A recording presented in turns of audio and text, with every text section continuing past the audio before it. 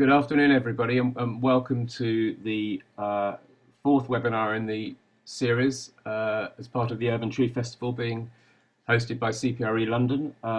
We're going to wait a few minutes to let attendees into the webinar before we kick off. So if you wouldn't mind waiting for a minute or two.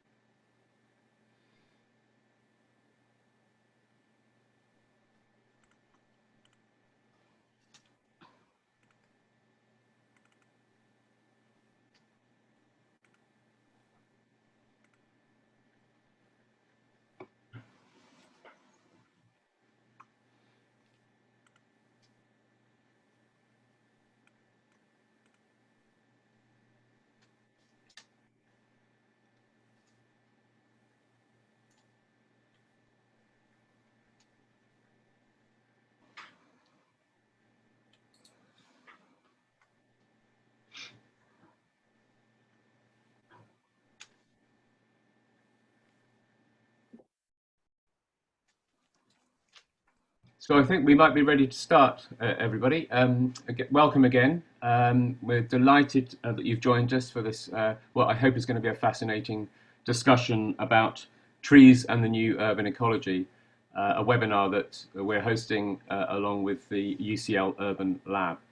Before we go any further, I'm going to ask my colleague, Andrew Stuck, to say a few words about the Urban Tree Festival. Well, welcome everybody. We're really excited about this event. It's been hugely popular. We're on one of the warmest days of the year, so probably quite pertinent. The Urban Tree Festival has started off outside on the ground, and we were really looking forward to walking around trees outside, like I'm sure many of us in the audience were as well. But we moved online, and what the online opportunity has offered us is to broaden the festival and have far more people involved and a much broader range of activities and events that we can offer. So we're really excited about this series of webinars that Neil has put together, and especially this one, which seems so pertinent. So the Urban Tree Festival itself lost a significant financial support because of the COVID pandemic. And we're not able to pay people fees. And what we'd like to do is offer them an honorarium as a gift of appreciation. And we're asking people in a very un-English way if they'd like to make a donation to the festival as a whole, so that we can distribute something to all the contributors and the organizing body who've been behind it. So a big thank you once again for joining this event, and I hand you back to Neil. Thanks, Andrew. And just to point out that the webinar series has been curated or organised by CPRE London. We are the London branch of the CPRE, the countryside charity, and we work for a greener city in all senses of the word. So this particular topic this afternoon is very pertinent to the work we're doing. I'm going to now hand over to Claire Meluish, who is the director of the UCL Urban Lab, who will be chairing this afternoon's discussion. Over to you, Claire. Thanks, Neil. Thanks very much for the introduction. Just to say a few brief words about Urban Lab. We're a public-facing centre for cross-disciplinary urban research at University College London, right in the centre of London, but a very green part of London. And this is our first collaboration with CPRE London. So thank you very much, Neil, for that opportunity to participate in the Urban Trees Festival. And I think this aligns very much with our agenda around understanding the city, not in isolation, but very much in a symbiotic relationship with its hinterland, understanding the interdependence of the city and the countryside, and the sort of perpetual cycle of exchange between them. So thinking about the mobility of people, goods, services, and of course the interdependence of microclimates and green infrastructures. So thank you very much for joining us this afternoon.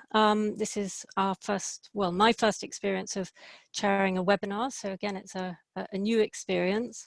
As Neil said, please do consider making a donation if you haven't. Thank you if you already have, and check out the details on the chat.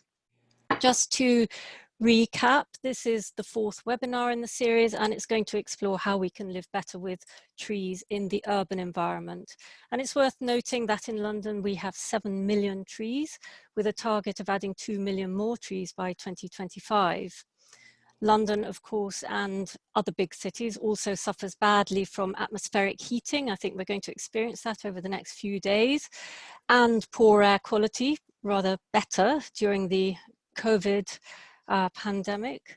So we're particularly interested really thinking about the role of urban trees in mitigating and halting climate change as part of the infrastructure of a new model of what we like to call eco-smart or nature-smart city. And we understand this very much as a hybrid infrastructure, which in contrast to the conventional concept of the digital smart city, combines advanced technical and natural resources and recognizes trees as a vital element of that infrastructure. So we've invited 2 colleagues from UCL's faculties of Life Sciences and Engineering to explore the science underlying this perspective on trees. And focusing on 2 key areas. Firstly, how rewilding cities can be good for the climate and our health, obviously very much interlinked. And secondly, how we should understand the role of cities and the mathematics of urban trees in shaping ecological processes in an era of climate change. So we're going to start with Professor Kate Jones and follow with Gabriele Manoli, Dr. Gabriele Manoli. They will each speak for about 15 minutes, and then we will follow that by opening up for questions and discussion, and they will each show a presentation. Just to briefly, again, recap, Kate Jones is Professor of Ecology and Biodiversity at University College London, and she's the director of the Nature Smart Research Institute, which will open at the Future Living Institute in the new UCL East campus in the Olympic Park in 2022, which will sit alongside the Built Environment and Urban CoLab, which Urban Laboratory is involved in. And so I will hand over now to Kate to explain more about what she does and what she has to say. Thanks, Kate. Hi, thank you, Claire and Neil, for the introduction and the invitation to come and talk to you all about an area that really close to my heart. So I study the intersection between ecological health and human health, and I've more recently begun to be really interested in cities. Like, cities are an incredibly important area that in terms of physical structures coverage, the urban environment is only a very tiny proportion of the land use on the planet. But it's this amazing intersection of where people and wildlife meet. So it's an incredibly influential kind of area and interface for us to understand. So cities are, incredibly important for the human population. Over 55% of the human population now lives in cities. So getting this right, and it's expected to increase over the next few decades. So getting this right, get this intersection and the services that healthy environments can provide to people, and also securing biodiversity in a kind of changing landscape, changing climate change and other global changes is incredibly important. So I just want to touch on some of these things in my talk, just to kind of introduce the bigger concepts, and then specifically give you some examples from my work and others on woodland and how important that is. Okay, I'm going to share my screen, I hope.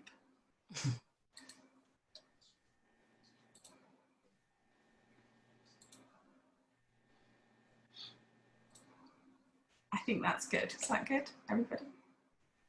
Yep. Yes. Yep. Good. Thumbs up. I see a thumbs up. Okay, good. So I work on the intersection of ecological health and human health. So I'm going to give you this kind of broad overview of my thoughts about urban areas. And and whether, you know, biodiversity in cities like trees is a good idea. Is it really good for our health? And that's, I think that's a really interesting question. And this picture is one of my favorites from one of the Natural History Museum Photographer of the Year awards. And I think this won one of the categories, but it's a fantastic picture about how, you know, how biodiversity is invading our cities. Okay, so just to start with, just to give you some kind of perspective here, we're changing natural ecosystems in a huge way. And urban environments are kind of the most extreme version of this, where we got hugely high human densities. And our natural systems are being degraded in lots of different ways across the planet.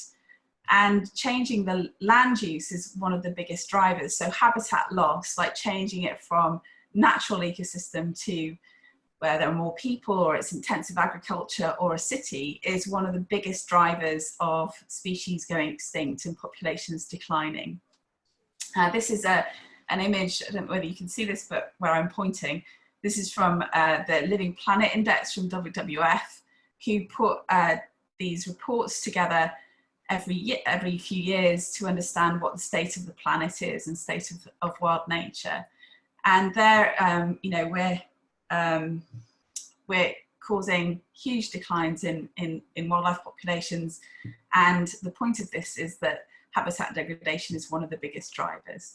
So changing the landscape in such severe ways, like urbanizing, causes a huge amount of wildlife to decline. And that's because the human population is increasing. So if you can see on the right here, that's just a kind of infographic of where the highest human populations are and how that's grown. And also our road densities are increasing, so that we're getting increasingly fragmented landscapes, which are not great news for many species, because they have difficulty traveling from patch to patch. And so any kind of local disturbance might cause a species extinction if you're isolated in that patch.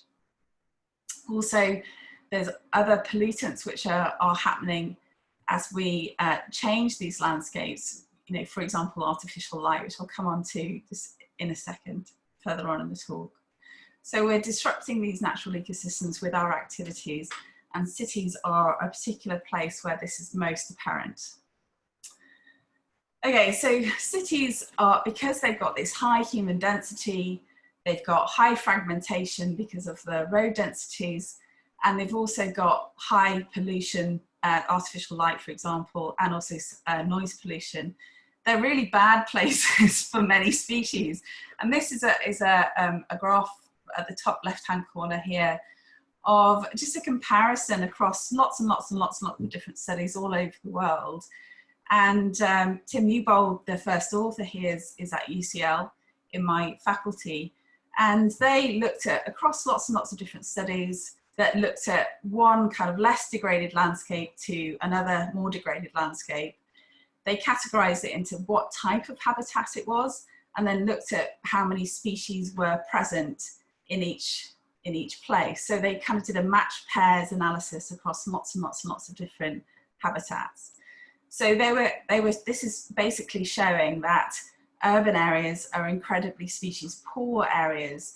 And it could be that, so that's kind of the red circle here, just showing you that out of all of the kind of different land use intensities, you know, urban areas are very species poor. So they're not just species poor, but they're very selective in what kind of species end up in our cities. And that has implications for how we, you know, the ecosystem services and things that we get from nature, what kind of provision there is in cities, because there's this filter across species which can get into cities. So here on the left, on the bottom here, on the left-hand side, you can see that some species, this is just a kind of pressure gradient. So say it's human density. Some species are more impacted by humans and all of these fragmentation or pollution drivers than others. So you can see like some large carnivores, for example, like tigers, are very intolerant of any human pressure whatsoever and will completely drop off. I'm not suggesting there are tigers in London. Well, actually there are a few, but they're in the zoo. But there are some other species which, you know, really respond well to this environment. So species overall, the number of species go down, but the species that can survive do very well. So like rodents, for example, and foxes and pigeons have adapted to this kind of very strange environment that we've produced and have a higher abundance than other species, or where they're in normal habitats outside of cities. So they've become super abundant in these regions. So we've got a very strange filtered ecological system, and I'm a zoologist, so I can't speak for plants, but that's also true for plants. So that we see some really incredibly interesting adaptations in the biodiversity that's present in cities. And this is absolutely fascinating, that species are adapting to these places. So they're not just being filtered, they're thriving and changing their biologies and ecologies in response to these massive selection pressures that are going on. And one of my favorite is this example up here on the top right hand side, where this is an example from Jamaica, but some of these birds that were in urban areas are becoming cleverer. So they have better kind of problem solving skills than some of their more rural counterparts. So they're kind of being challenged more and adapting to these very intense environments that they have to kind of problem solve to get their self out of. And this one at the bottom here is from a couple of years ago in Science, and they were showing that animals which are adapting to urban areas are becoming more nocturnal to avoid us. So they're changing their kind of behavior in response to these pressures. So the point of this slide is that some species just can't survive in urban areas, and then the ones which do tend to do very well because they're adapting and responding to the kind of environment that we're providing.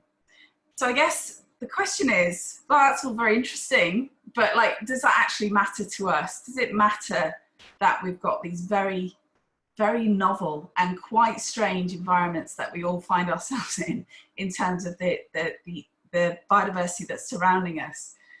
And I guess this slide is trying to convince you that it really does. So if you look at the kind of top box here, we've got this green box here, which has got all biodiversity, all living things, all air, water, everything. And then they're kind of compartmentalized into different ecosystems, so how species interact with each other in a system. So it could be a forest, it could be your gut, for example, all the microbes. It could be, you know, a green park, it could be anything. And that's kind of, those kind of interactions produce services that we want. So it could be pollination, for example. The biodiversity bees are providing pollination, and the goods that we're receiving are crops. So those kinds of interactions, it's a very anthropogenic centric view of the world, but there are there's a lot of evidence about how the ecosystems are providing services to us, which then result in things which are good for our human well-being, our economic value, our health value, and our shared and cultural values. So it means that anything that you do to change those interactions then changes the kind of ecosystem services and the goods that are being produced. So I've just, at the bottom here, I've got some examples of the type of ecosystem services that you could possibly get from intact ecosystems. So what I'm saying is that I just described to you how weird the ecosystem is in urban areas. And so we're reducing the ecosystem services that it's possible to get out of these areas. And that's a really interesting idea that we're kind of exploring and understanding, like how to put back some of these ecosystem services into our cities. How to make them more resilient to floods or climate change, for example, so severe heat. So how do we use natural ecosystems to have nature-based solutions to help us have a sustainable city ecosystem that we benefit from and have healthy ecological ecosystems as well. So it's not just me saying this. this is just some examples from several of the international, national and local regional policy documents which have come out. So to start with, you've got like the Sustainable Development Goals. These are kind of UN international agreed goals for the planet. So 15 and 14 are key Sustainable Development Goals, and they're about sustainable water, life on land and life on water, so 14 and 15. And then also, you know, we have 11, which is sustainable cities. So like how those interact is a very good question, and something that we need to think about very carefully. How do we have a sustainable city that also meets all of these other developmental targets and without destroying, you know, the targets for 14 and 15? So that's been kind of, those Sustainable Development Goals are also part of IPBES, which is this Intergovernmental Panel on Biodiversity and Ecosystem Services. So it's a key part of their messaging is sustainable and resilient land use, and understanding how to build cities which meet some of these targets. That's also echoed in our new Environment Bill in the UK. That's echoed in the London's Environments and Strategy for the London Mayor. And also this really interesting study here by the economic company Vivid, which looked at what the value was in terms of avoided health costs of the green space in London. So that was billions of pounds which were being you know, saved in avoided costs by keeping green space in London. So just some examples for you to have a look at. But it's not just me producing these crazy graphs, but they're implemented into policy. So it's really important to try to understand what ecosystem services, natural ecosystems could provide to cities that they aren't at the moment. And that's a really interesting area of study, and we don't quite know what those are as yet and how to do that. Okay, so I'm just going to give you some examples of ecosystem services which are being disrupted by the conditions that you often find in cities. So this is an example from Nature in 2017 that looked at the pollination networks in urban and rural areas with varying impacts of artificial light. So it was kind of showing that artificial light at night disrupts natural pollinator systems, which means that you have a negative impact on the seed that's set and the services ultimately that we receive from these species. So this is just an example of the negative impacts of artificial light at night disrupting pollinator networks. I'm sorry about the resolution of this slide, but this is a really interesting example, and something that's close to my heart in my research team is understanding how changing land use impacts the risk of a zoonotic outbreak. So very, very topical at the moment with the COVID pandemic. But when you change the pathways from pathogens to go from animals to people, you have an increased risk of a disease transferring from animals to people. And that's what caused the COVID pandemic. It was a pathogen that came from an animal into humans. And if you change landscapes in different ways, you have different pathways between wild species, domestic species, and humans. And trying to understand that is a really critical part of understanding how we should build cities better to reduce the risk of getting a zoonotic disease from wildlife. So understanding how that works is incredibly important. We don't quite understand that at the moment, and we don't understand what the risks we're posing to ourselves by living in these high densities, but also interacting with the kind of strange remnant populations of wildlife that we have in our cities at the moment. And this one is specifically on woodland, and I wanted to put it in because it's something that we're doing in my group at the moment. But I'd firstly talk about this one in Denmark. So this one's looking at the evidence for mental health benefits for green space. And this is a really big growing field that of trying to understand what the relationship is between access to green space and time in green space and mental health. So this is a study in Denmark that looked at long cohort studies of adults to show that high levels of green space surrounding green space is associated with lower risk of psychiatric disorders in later life. So you can have a look at that. That's in Proceedings of the National Academy of Sciences. And this one is on the right, is a new study that we've been doing across London. We've looked at 6,000 schools across London, and we've looked at these cohorts of children. This is with my colleagues at Imperial College London, and we've been looking at their cognitive function and their mental health over a period of 3 years and monitoring that over time. And the ones which have got higher access to green space, specifically woodland has a huge impact on their cognitive development and their mental health, controlling for socioeconomic status. So this is an incredible result that woodland is not just good for, you know, air quality control or reducing heat island effects, but it's actually really good for us mentally and cognitive development in children. So I think that's still impressed. It's still in, we're still developing that paper, but I think that our preliminary results are really exciting.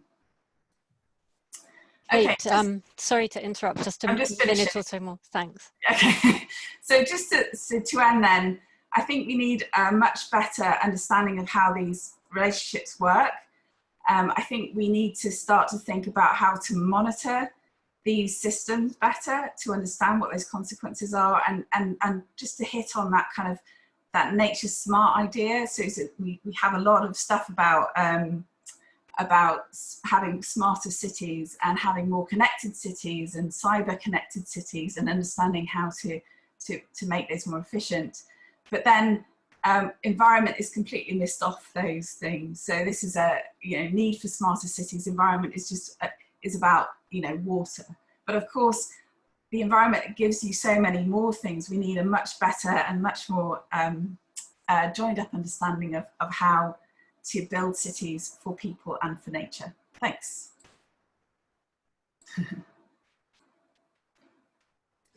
Thank you so much, Kate. That's really interesting. Lots to think about there. Let's introduce Gabriele now to continue, and then we'll, as I said, open up for questions afterwards. Just a quick intro to Gabriele. He is a Branco Weiss Fellow and lecturer in environmental engineering at UCL, where he leads the Urban Eco-Hydrology Lab. And he will now tell you more about his work in mathematical modeling. Over to you, Gabriele. Thank you. Good afternoon, and thank you, Claire, for the nice introduction. So let me share my screen first. There you go. Okay. So good afternoon, everybody. So we all learn in school that mathematics is important, right? But sometimes we tend to overlook the importance of numbers and equations. And for example, if you look outside the window, you look at the tree across the street, it's not so clear what math has to do with it, right? So let's start by considering a picture of a tree like this one, which is the protagonist, the urban tree, which is the protagonist today. So for example, this is a picture taken here in London that provides many information about the tree, right? We can understand from it the size and the species, and probably also the development stage or the season this picture was taken. But the same tree can actually be represented also in different ways. For instance, we can make a painting or a drawing like these two examples here.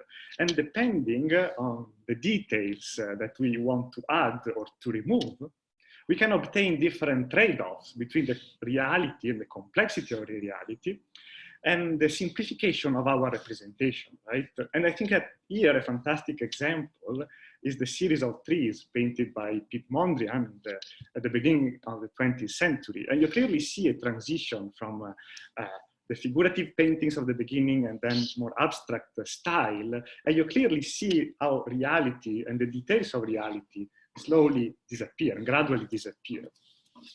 Now, if you ask me, the same tree can also be represented by this set of equations. And in fact, this is a mathematical model that describes how water flows into the soil, into the rooting system, how it is then transported through the plant xylem, the plant tissues, and it is then exchanged with the atmosphere through transpiration by leaves.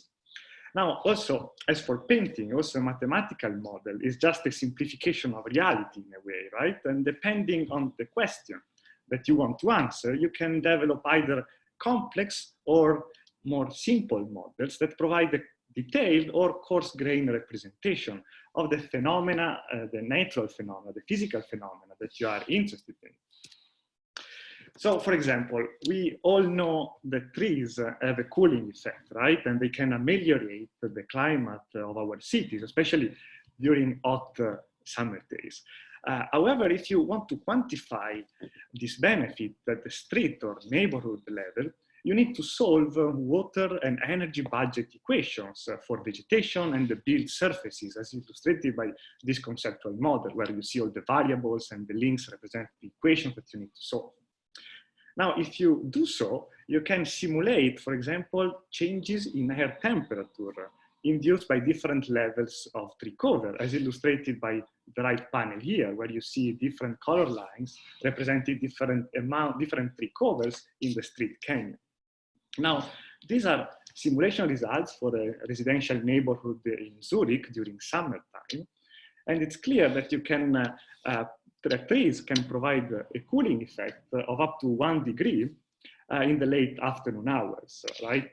Around 6 p.m., you see clearly a decrease of 1 degree for roughly 80% recovery. Now, because of the generality of the mathematical equations that we are solving, we can apply the same model, but to a very different situation, to a neighborhood in Phoenix, Arizona, for example, where the climate, the background climate, is very different. Now, in this case, the presence of trees generates two cooling peaks, one early in the morning and the other one late in the afternoon. And now you have a reduction of up to 6 degrees if the trees are irrigated. So all these simulations, right, can provide very useful and interesting results at the scale of a neighborhood, let's say. But if you zoom out a little bit, it becomes immediately clear that urbanization is a much more complex issue, and the impact of cities on land surface processes occur over a wider range of spatiotemporal scales. So cities, as you probably know, are typically warmer than the surrounding rural area, a phenomenon which is called the urban heat island effect, which is clearly illustrated here for the city of London by looking at surface temperature from remote sensing. Now, this urban heat island effect can have a number of negative effects on public health and energy consumption. And as I mentioned, urban vegetation is actually a possible solution because vegetation has a cooling effect and so can improve the local climate of cities. However, there are no really general guidelines or quantification of how much green spaces a city needs to reduce this urban-induced warming. And so, and it's also unclear whether the benefit of vegetation are really the same across different climatic gradients.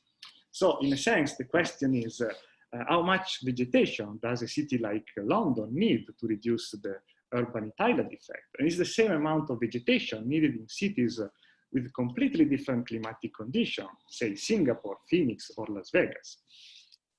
Now, to answer this question, we can use, instead of a detailed model, as the one that I presented before, we can use a coarse-grained model that basically simplifies the complexity and heterogeneities of a single city, but allows to capture such global scale trends of urban-induced warming by linking this temperature change due to cities. So delta Ts is the difference in temperature within the city compared to the surrounding natural or rural land.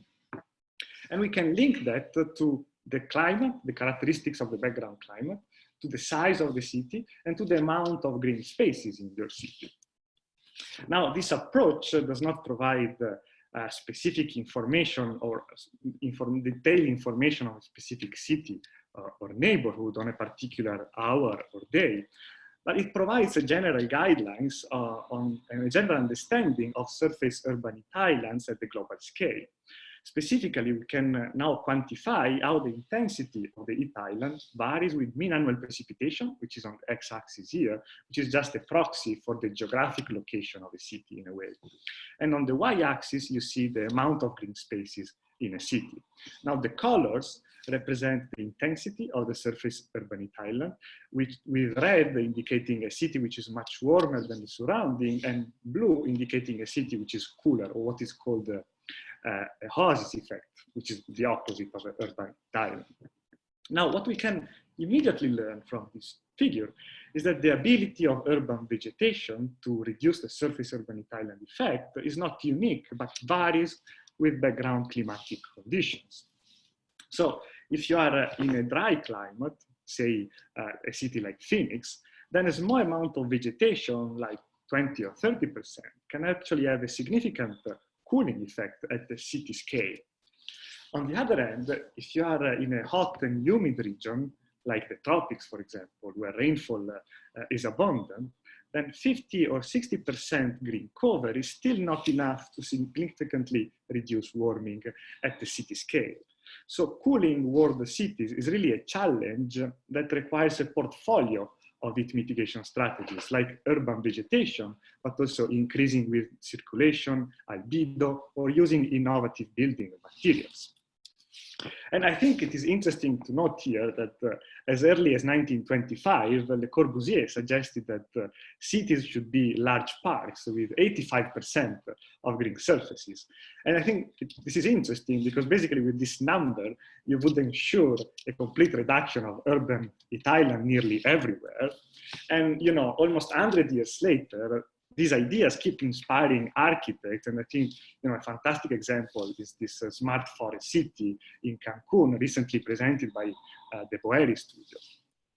However, the reality of most cities is quite different, of course. So I really think that we need to go beyond the traditional approaches of engineering and architecture if we want to reduce urban warming, as illustrated here, but more in general, to reconnect cities to their local biosphere and address all the issues that we have seen in the previous presentation. And this is, again, of course, a very complex task because we need to bridge scales and disciplines from years and kilometers, typical of global climate dynamics, economy, and sociology, to millimeters and hours, which are typical of soil physics, micrometeorology, plant physiology, and so on.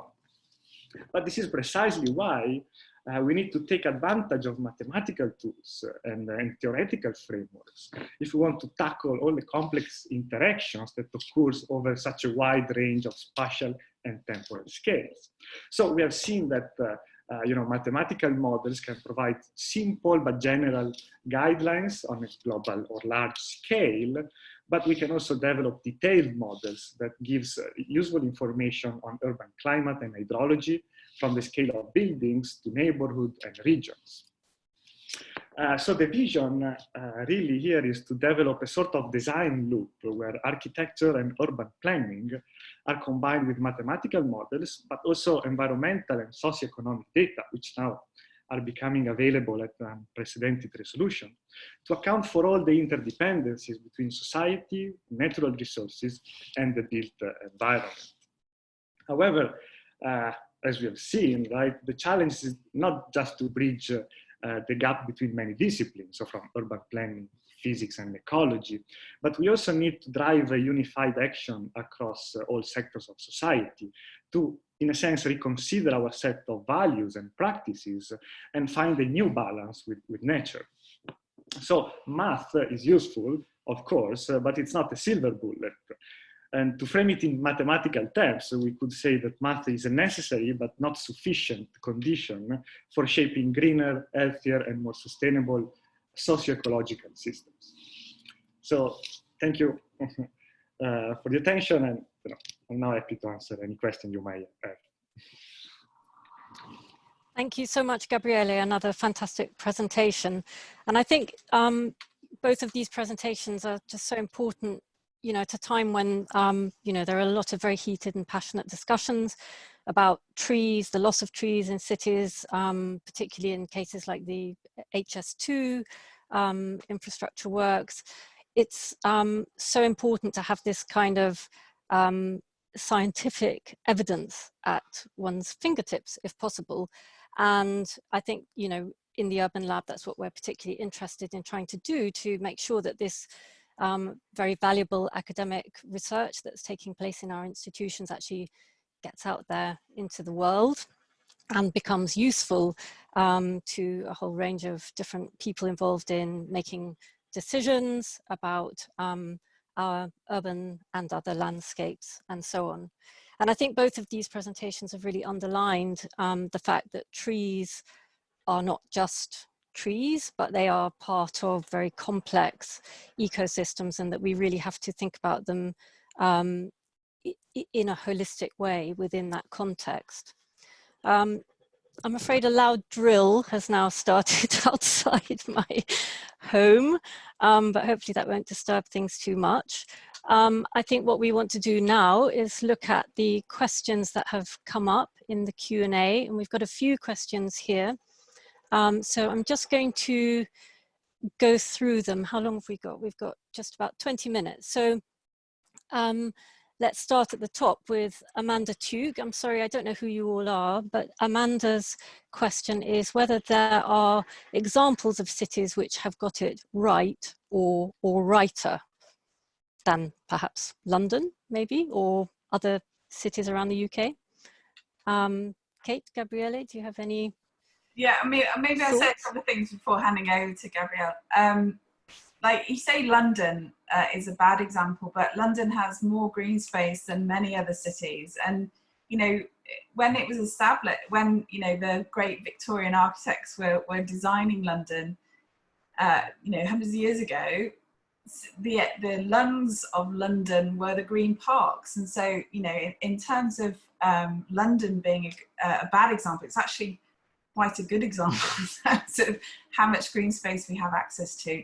But I guess just to give some examples of things that have gone right, I think there's no city-wide approach at the moment, unless Gabriele knows something I don't. But I think there are lots of experiments within cities. So there's stuff in Bristol and Antwerp, in Phoenix, in Arizona as well. So there's lots of kind of examples of nature-based solutions that are going on. One of the really exciting ones that I've been tangentially involved with is Thamesmead, which is a new, a very old building, housing estate in East London, but they're kind of trying nature-based solutions out there. So it'd be incredibly interesting to see how that develops. And of course, the Olympic Park in London, where UCL's new campus is going to be, is a really good example of where they try to design nature and people into the same space. And that was the whole point of designing it.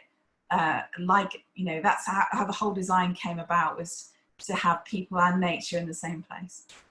Gabriele.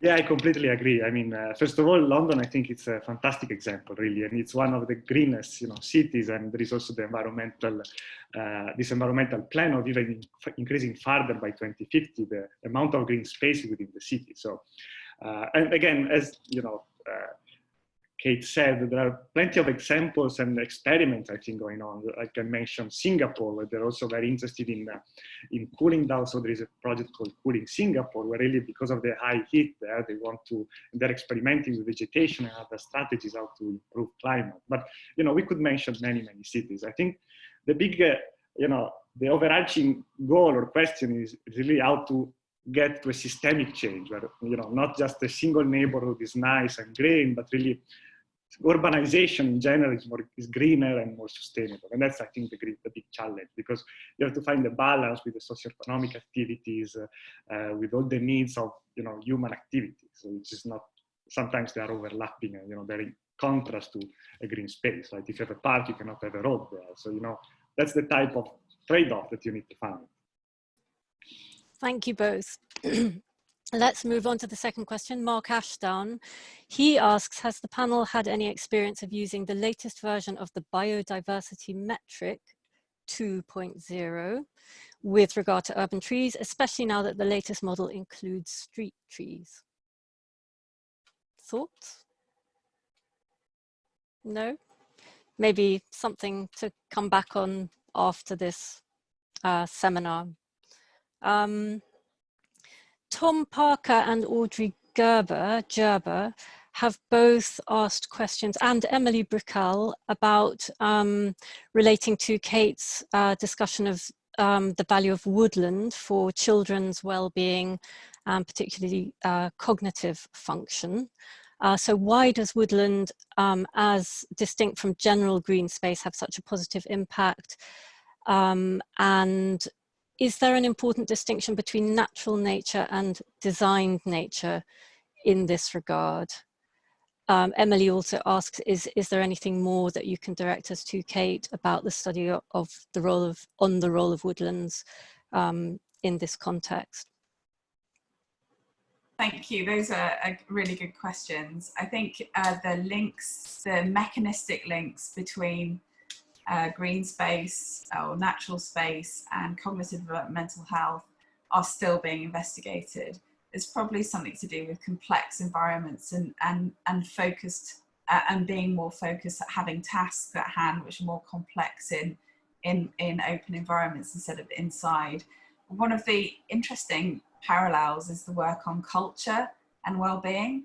That's got very similar links in terms of effects of mental health and cognitive development. So I think there's something about being focused on a task or having complex tasks to do in these environments. It also could be the absence of very loud sounds and stressful situations, like walking down Gower Street, for example, is quite stressful with all the noise and the traffic that's coming at you.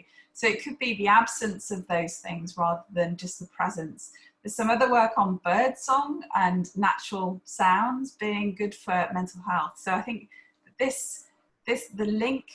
mechanistic link between these things and mental health, cognitive development need to be explored. So what we did was a correlative study just to show, controlling for all of these other factors, that open space and green space does have an impact, but it specifically is enhanced in woodland, so that we were showing this association with woodland and children's health. We are just submitting it to a journal, so I will be able to let you know shortly about where to find that study. So it's still in development at the moment, unfortunately. Thank you very much, Kate. Now a question for Gabriele regarding the science. So from Rebecca Ladeur, what science are you basing your calculations on? Rebecca says she's been finding it very hard to find information on urban trees, as most scientific papers look at forest trees. So do they behave differently?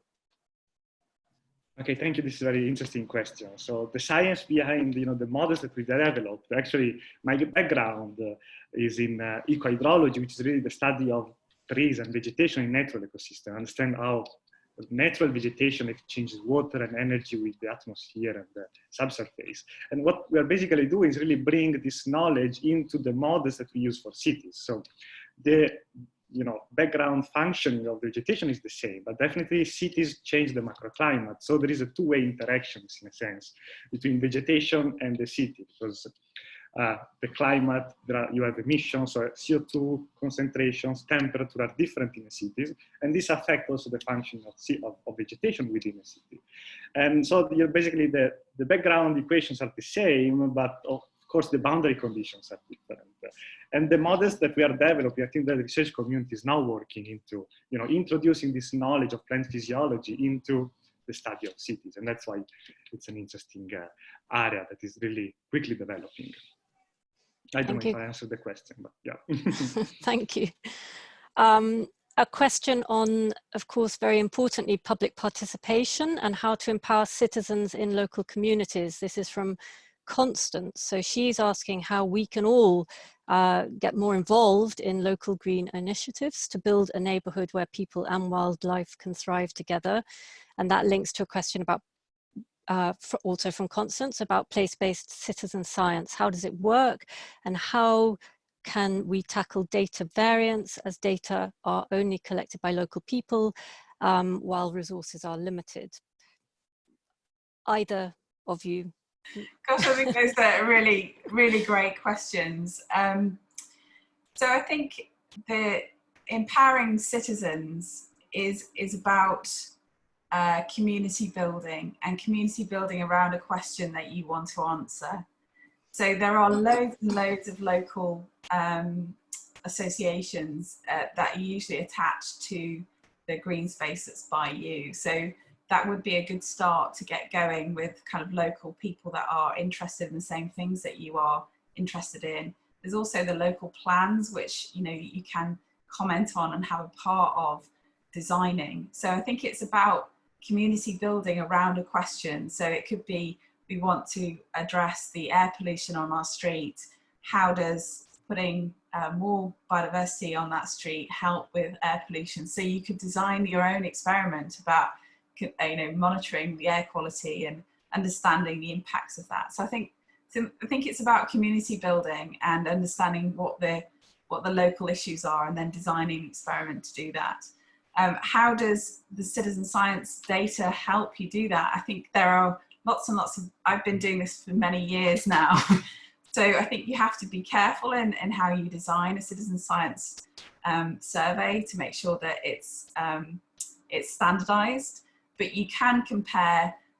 There are lots and lots of ways to compare the data now. So we've got much better statistical models and statistical approaches to incorporate all of the kind of the variations in effort and local versus regional data, so that we can pull together lots and lots of people's data together to form some information which is good and can be acted on by policymakers.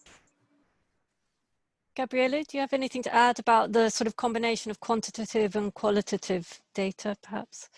Well, actually, as an engineer, I tend to prefer the quantitative data, but of course there are processes that, it's difficult to quantify. Just think about social, processes or, so I really think, to push forward science, we need to find a combination, probably try to quantify also things that so far have been just quantified in a qualitative way. But anyway, I think really we are now getting, more and more data from remote sensing, from social media and so on. And we really have, now a data availability which is unprecedented, and we can do a lot, starting from, citizen science, remote sensing, and all the data sources that we are having at the moment.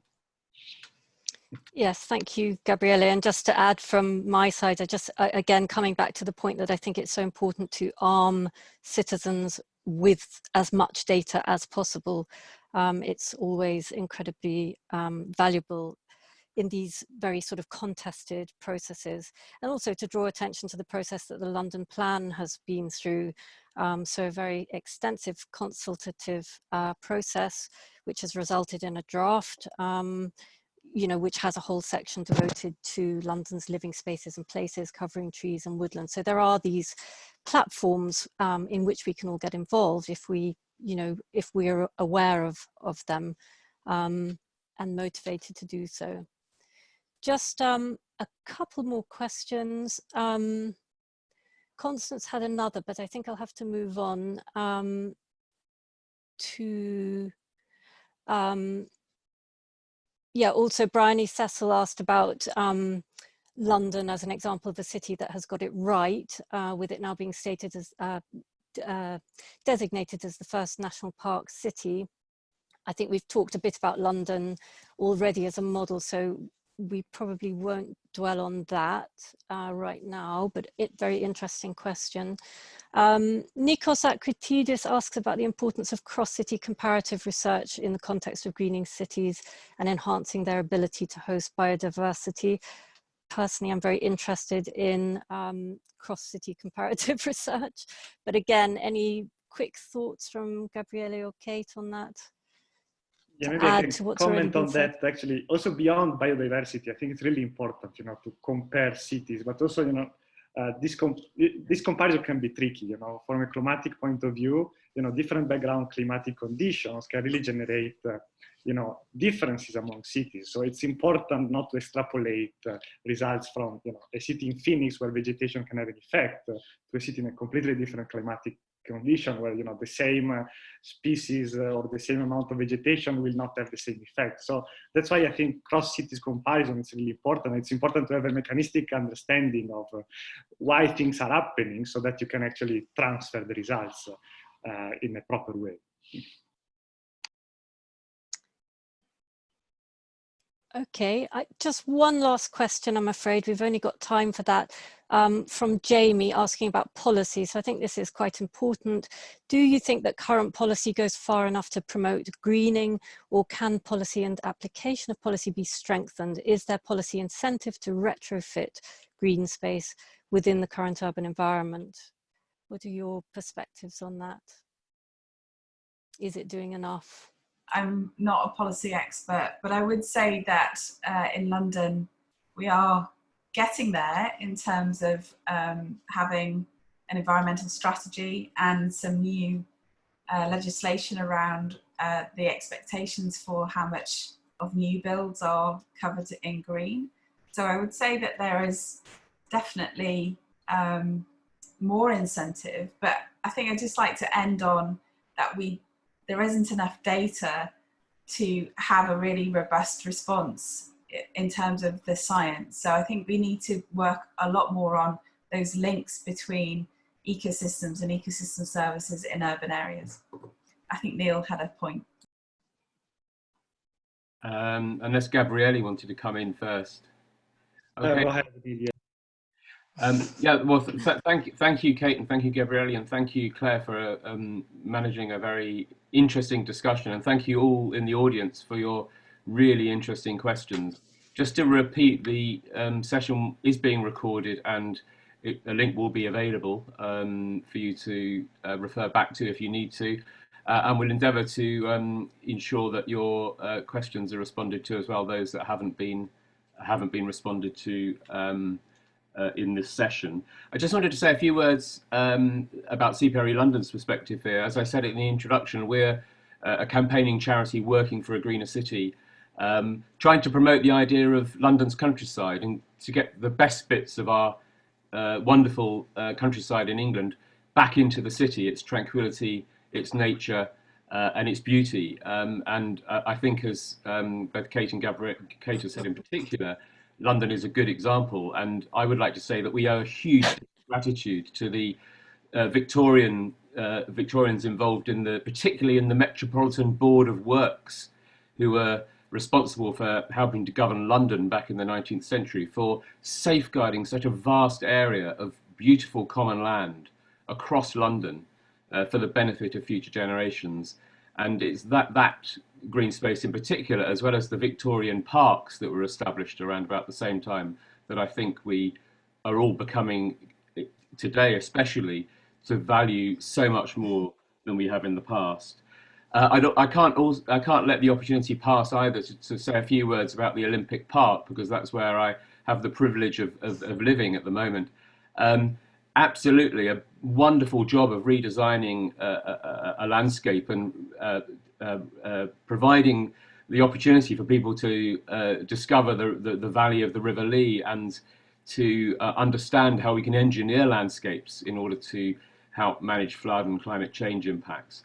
However, there is one big issue I think that needs to be addressed over the coming year, and that's how we can engage local communities in the care and management of the park, because at the moment it's heavily institutionalized and it's very difficult for members of the local community, including me, to have anything to do with what goes on in our local green space, and that needs to be addressed, I believe. And finally, from me, just to thank everyone involved in this session, particularly Claire and Jordan from the UCL Urban Lab, Gabriele and Kate for their really interesting presentations. And to say, if you've enjoyed this, I'm sure you'll enjoy the webinars that are coming up in the programme. We have tomorrow a detailed discussion with leading experts about the wildlife and nature value of woodlands and trees in England, from with people from the Woodland Trust and the London Wildlife Trust involved in that. We've got a session on London street trees coming up with Paul Wood, otherwise known as the Street Tree. So you'll be hearing it from the horse's mouth, as it were. Then we have a session on Friday about new woodland in London's Greenbelt. We have a massive opportunity to improve London's Greenbelt by increasing woodland planting and publicly accessible woodland over the coming years. And then on Saturday, we have a session on urban orchards and urban fruit trees with representatives from the Orchard Project, Peter Coles, who's a mulberry expert and a fascinating photographer that uses apples as pinhole cameras. And then finally, on the finale day of the Urban Tree Festival on Sunday, we have two sessions, one on the great trees, including the great trees of London. How do we define great trees? What do they mean? And how do we weigh their beauty, rarity, and historical value?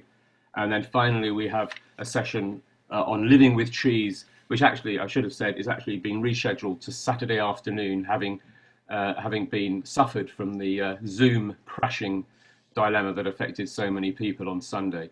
So thanks again to everyone for coming. If you've enjoyed it, please donate to the Urban Tree Festival, as Andrew pointed out at the beginning. This is all being done very much through voluntary effort, and we'd love to be able to ensure that we can carry on and support the wonderful contributors that some of whom we've heard of from today. So thank you for coming, and I'll draw the webinar to a conclusion, if that's okay with everyone.